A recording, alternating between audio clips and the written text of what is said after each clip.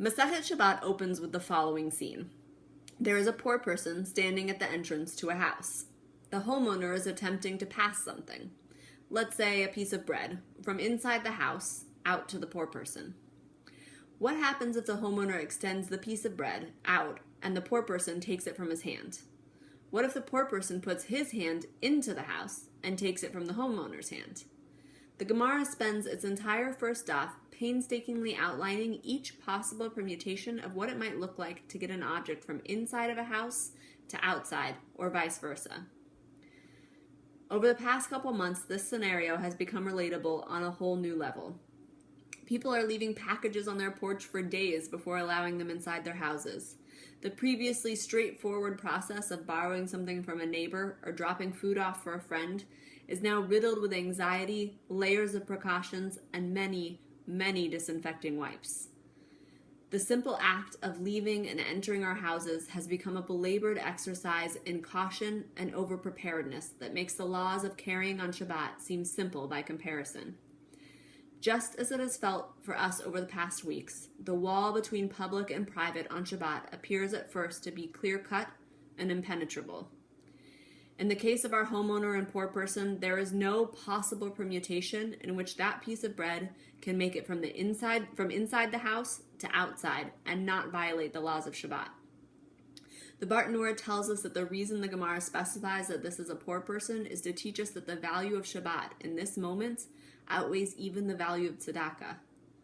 For many of us right now, our most basic values and the core sustaining structures of our lives feel choked off by the necessary restrictions of social distancing and stay-at-home orders. Interestingly, at no point in the Gemara does someone suggest that the poor person simply enter the house, stay for lunch, and then leave. The walls are so high, we feel like we can't see over or around them. We lose sight of who we normally are. And yet, as we continue through the dapim of Masechet Shabbat, we see that the division between public and private is not always so straightforward. We are introduced to the idea of a Carmelit, a not quite public space, of a makom patur, a place that is neither public nor private, and to which one can therefore carry freely. These in-between spaces are what give Masechet Shabbat its creative force.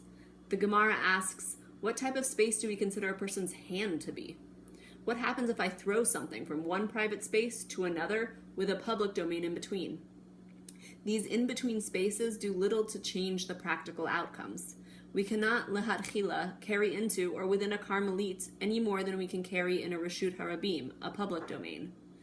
We can carry an object into a Makom Patur, but not through it into another domain. We are still, in essence, trapped. And at the same time, a whole world is opened up to us in these in-between spaces. Dapim 34 and 35 are spent exploring the in-between space of Bein Hashmashot, dusk, a time that is neither day nor night. The rabbis can't agree on how long it lasts. A single moment, long enough for an evening walk?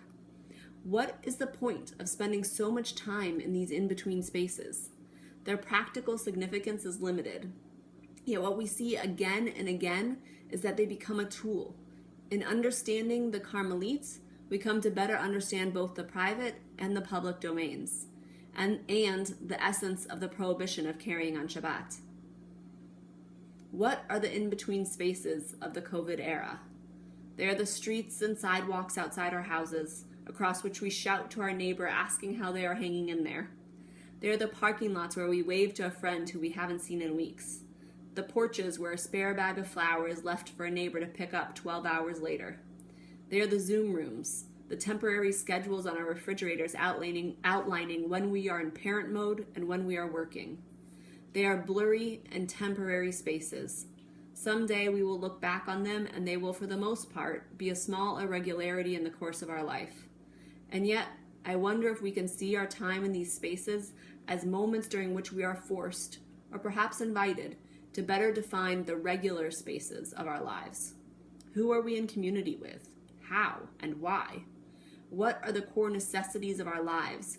Which added indulgences truly bring us joy, and which would we actually rather live without? Just how much family time is enough family time? These are not easy moments. We are being forced to inhabit the Carmelites of our world for far too long. Zoom fatigue is real.